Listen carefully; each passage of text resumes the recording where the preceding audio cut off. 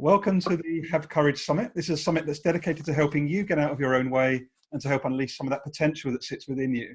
This morning, I am more than excited to be introducing the fantastic Claude Silver, who is Chief Heart Officer of VaynerMedia. Hello, Claude.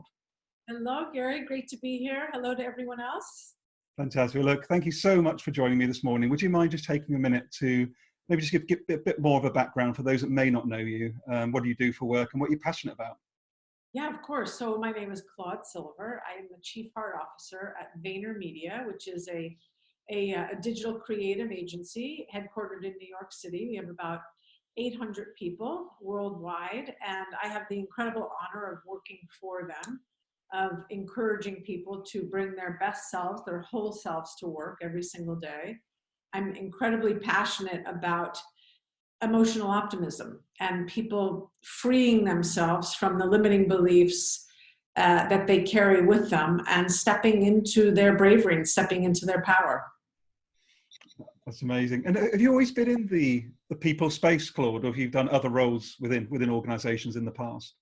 I've done other roles within organizations. However, I've always been in the people space because that's what we're working with. That's what I've always been a heart officer because I've always been a team captain or a coach and have had this belief in people.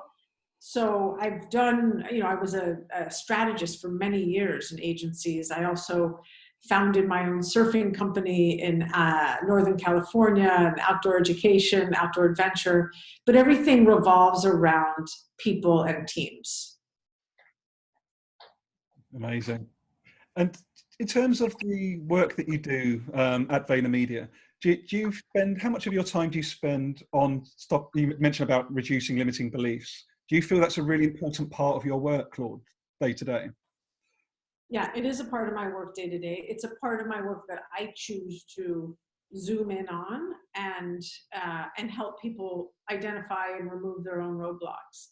If someone else was in this role, they might do something completely different. But for me, I truly believe that that is what stops us from taking risks in life and from being our best, for treating ourselves well, for treating other people well. So I like, it's something that it glares out at me, and I like to bring it to the fore for that individual to look at, acknowledge, and then for us to agree on working it out together. Oh, amazing. If you were going to, courage is quite a big topic, isn't it? Sometimes it can be seen to be quite a powerful word. Do you think people can step into their courage in smaller ways, in their, whatever courage means to them, to some extent? Oh my gosh, yeah. I think courage, size doesn't matter. It's the intention and the impact and how it makes you feel. So whether or not courage is picking up the phone and calling someone or texting that person that you have this ache to text, whether or not it's raising your hand and taking on a project, whether or not it's doing something as grand as getting engaged. I mean, there's all these scales, and it's up to the individual to know what works for them. And have you got any examples, if you're happy to share them, of maybe when you've stepped into your courage in the past, Claude, whether it be personal or professional? Is there anything that can come up for you? Absolutely. I can mention two right off the bat. When I was 19 years old, I decided to leave university after 2 years, and I really needed to focus in on getting rid of some bad habits.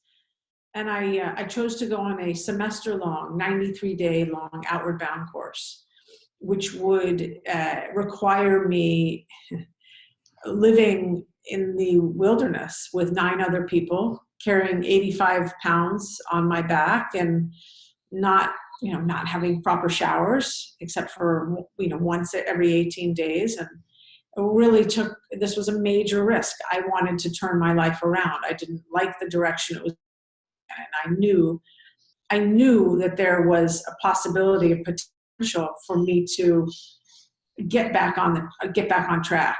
And so Outward Bound was enormous. Another opportunity, and this is another big one, and I'm happy to share some smaller ones, of course, as well. I was working at advertising agency in San Francisco called JWT, And I got a phone call from the CEO of JWT London, who said to me, I understand we need someone with your skill sets. And in that moment, the courage I had was to not say, well, what skill sets are those? But my big self said, how soon do you need me? And I moved my entire life over to London and started life again. So left 18 years of living in San Francisco to step into what seemed like an incredible opportunity and adventure. And it was, really, really was. And so those are two big ones that I seized the opportunity because I saw that there was potential somewhere. I didn't know where it would lead me. I didn't know where moving out to London would lead me, and the friendships that I made, and the growth that I experienced. But I said yes. It's so powerful that I'd like to just unpack that just a little bit, if I may, Claude, because I think, was there any point before you said yes to that response? Was there anything going on for you around limiting beliefs, or, am I missing that skill? Was there a sort of cognitive process you went through? Or was it just, no, I'm going to go for this? Leaving San Francisco was, there was definitely fear, because I was leaving a life that I was extremely comfortable in, extremely. I mean, San Francisco had been the longest relationship I had ever had, 18 years. So it was a city that just wrapped its arms around me and loved me and my friends and relationships. And so there wasn't a cognitive as much as there was me having to look at what was keeping me, what were the fears that were keeping me in San Francisco, and what would happen if I released those fears, and really kind of threw caution to the wind. And that doesn't mean that I wasn't homesick when I got to London. It doesn't mean that I didn't long to go back. There were certainly days that I thought, wow, I might have made a mistake. But I pushed through those days, and the days became weeks, and the weeks became longer spans of weeks. And then finally it was life. Oh, that's really amazing. It's really resonating with me, because some of my the reason I put this summit on is just, I think sometimes we get sort of wrapped up in needing to think every decision is a big one.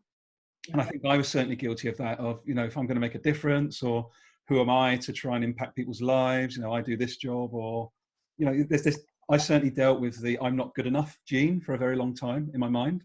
And once I realized it was just my thinking, and no one actually ever said that to me, it sounds crazy to say now, but literally it's my thinking that was holding me back, and nobody on the outside world. And I was just like, oh my God, how freeing is that? Does that resonate with you at all?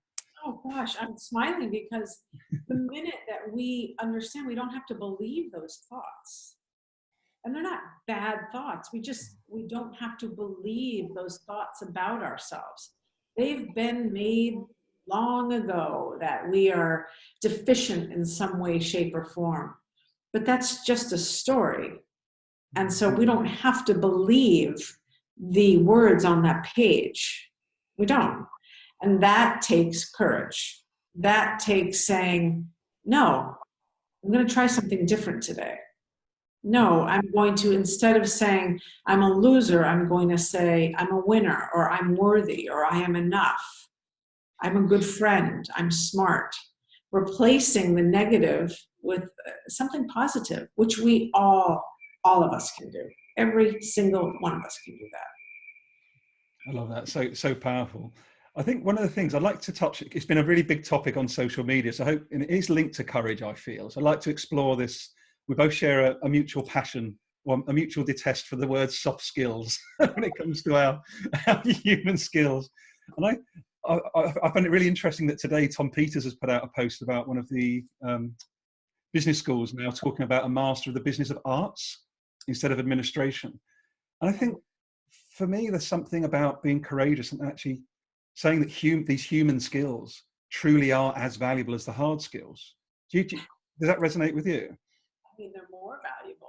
Yeah. Without these human skills, these necessary life skills, we don't get to the hard skills.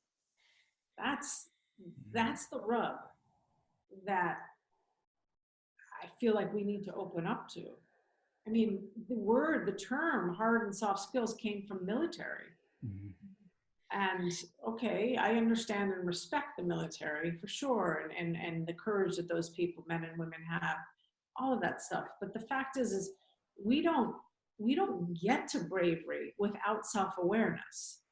We don't get to bravery without compassion and empathy towards ourselves and towards other people. We don't just like walk out of the door one day without any kind of life skills and even know when to cross the street. So it resonates with me in a big way. I find the term to be incredibly demeaning and demotivating and devaluing. And all of us deserve to have these necessary life skills embraced. And there is no scale. Oh, so you're cognitively smart and I'm more analytically smart. Well, I win. No, we all win.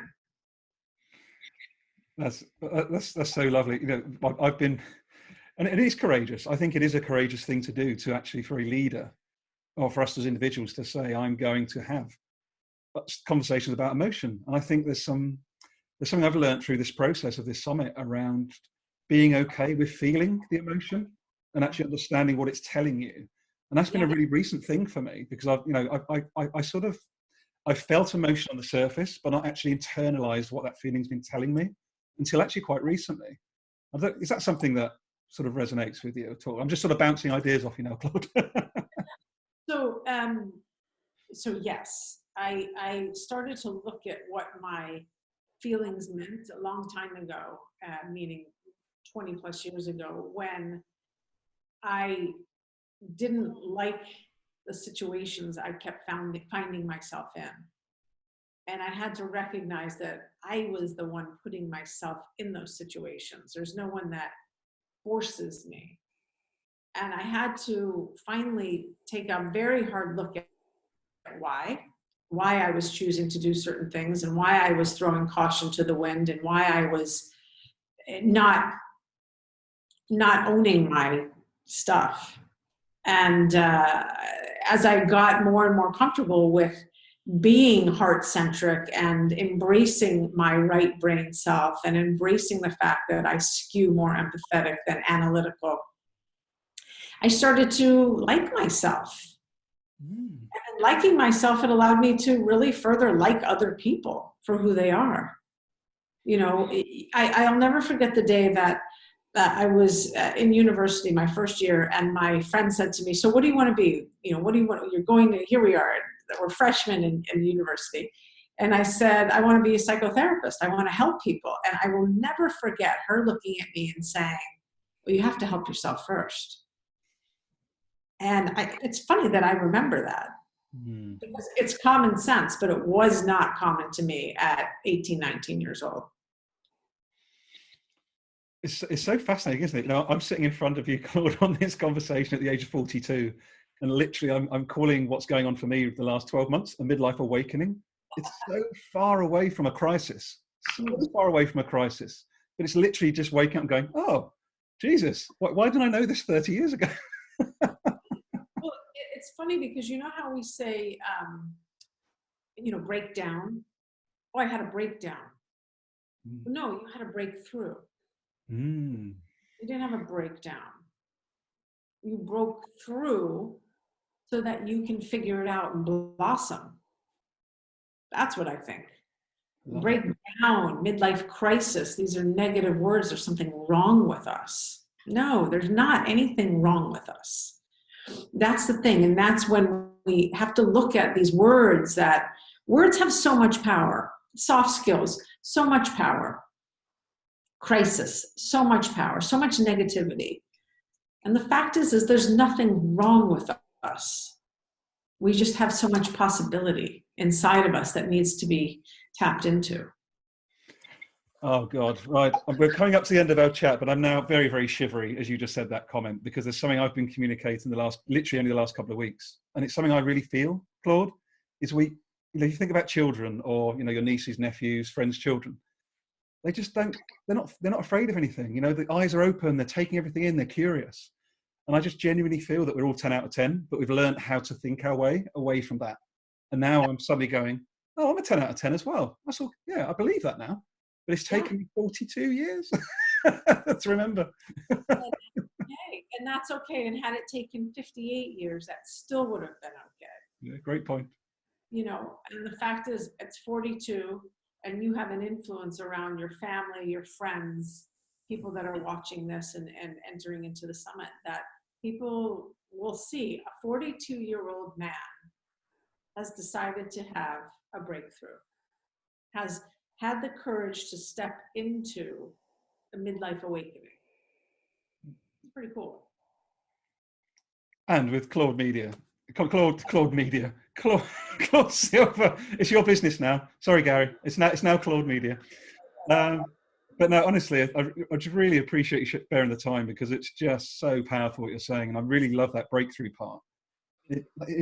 Everything's language, isn't it? It really is.